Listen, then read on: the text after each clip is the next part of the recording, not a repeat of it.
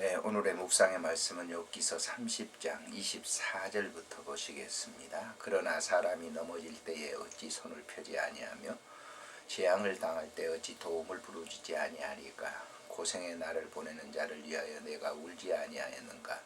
빈궁한 자를 위하여 내 마음이 근심하지 아니하였는가. 내가 복을 바랐더니 화가 왔고 광명을 기다렸더니 흑암이 왔구나. 내 마음이 들끓어 고요함이 없구나. 환난 날이 내게 임하였구나. 나는 햇볕 쬐지 않고도 검어진 피부를 가지고 걸으며 회중 가운데 서서 도움을 부르짖고 있느니라. 아멘. 욥과 그 세 친구들 엘리바스, 소발, 빌닷 이 세 친구들과의 논쟁은 이제 27장으로 마쳐지게 되죠. 28장에서 욥은 지혜에 대해서 그 친구들에게 얘기를 합니다. 그리고 난 이후에 29장, 30장, 31장에서는 자신의 과거 속에 하나님을 믿었던 그러한 그 신앙의 삶을 회고하면서 내가 그렇게 했다. 30장에서는 현재적인 위치에서 내가 그럼에도 불구하고 이런 고난을 내가 지금 당하고 있는데 그 당한 그 고난을 견디는 것이 나의 믿음이다 라고 이렇게 말하고 있습니다. 여기서 중요한 것은 사실 이제 욥이 신앙생활한 것이 동방의 의인 맞습니다. 그러나 그것이 자기의 자의적인 그리고 자기의 의지적인 자기의 그 감정과 그 지식적인 그런 이제 삶을 통해서 하나님을 섬겼다. 그래서 내가라고 하는 말을 굉장히 많이 사용을 합니다. 진정으로 은혜를 받은 사람은 자기가 작아지는 것이죠. 그래서 사울이 바울 된 것이 바로 작은 자, 바울, 작은 자라고 하는 그런 뜻이 있지 않습니까? 그래서 영적으로 굉장히 깊은 의미를 주고 있어요.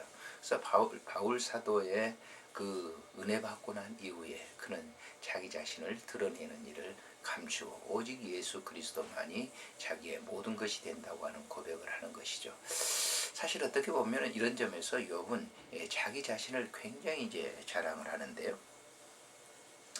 29장에서는 내가라고 하는 말을 38회, 30장에서는 내가라고 하는 말을 42회, 31장에서는 내가라고 하는 말을 61회나 사용합니다.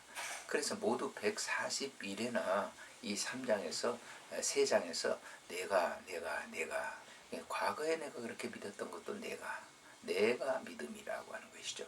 현재도 역시 당하는 이러한 그 고난도 내가 지금 견디고 있다라고 하는 것이죠. 물론 여기서 이제 분석을 해보면 그것이 하나님께서 그렇게 했다라고 하지만은 자기 자신을 굉장히 부각시키는 것을 이렇게 볼 수가 있어요. 그래서 우리가 이러니 논쟁에 있어서도 마찬가지입니다만은 자기 자신의 강력한 그러한 그 의지력을 드러낸다고 하면 다른 사람이 말문을 열 수가 없는 것이죠. 사실 성경에서 말하고 있는 주요 핵심의 내용이 뭡니까? 우리가 하나님을 믿는데 내가 믿는 거 아니잖아요. 하나님께서 우리에게 은혜의 선물을 주셔서 믿는 생활하고 내가 지금 당하는 고난과 역경과 그 어려움도 내가 당하는 것이 아니라 주님께서 그렇게 하시는 일이다라고 하는 거예요. 저도 이제 호스피스 봉사를 해보면은 많은 분들이 와서 참 수고 많으십니다 이렇게 얘기합니다. 그때 나는 그렇습니다. 주께서 내 안에 거하셔서 그 일을 행하시고 나는 도구일 뿐입니다 라고 고백하는 것이죠. 그런 고백을 할 수 있었던 것이 저도 처음에는 내가 그런 일을 하는 것처럼 내가 뭔가 이렇게 믿음을 가지고 있기 때문에 그런 일을 하는 것처럼 얘기할 때도 있었습니다. 그러나 깊이 생각해 보면 내가 하는 것이 아니고 주님께서 하신다라고 하는 것. 이런 점에 있어서 29장, 30장, 31장에는 욥의 그 모순된 그런 믿음을 볼 수가 있습니다. 그렇기 때문에 하나님께서는 엘리후를 32장에 보내서 그 욥 자칭 스스로 의롭게 여기는 그런 그 욥을 질책하고 있는 것을 우리가 볼 수가 있는 것이죠. 우리가 신앙생활을 할 때 꼭 이 점은 주의해야 됩니다. 내가 믿는 것이 아니라 하나님 나를 믿게 하셨고 지금 내가 그런 어떤 그 고난을 당하는 것은 내 믿음이 아니라 하나님께서 우리와 함께 계심으로 그 일을 행하고 계신다고 하는 사실을 우리가 알아야 될 것이죠.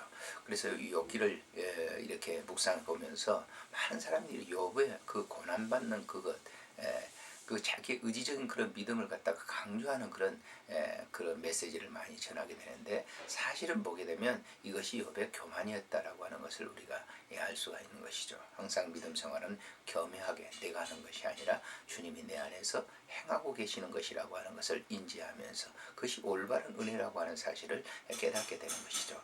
저는 개인적으로 바울을 무척 좋아합니다만은 그 바울의 신앙이 그런 거예요.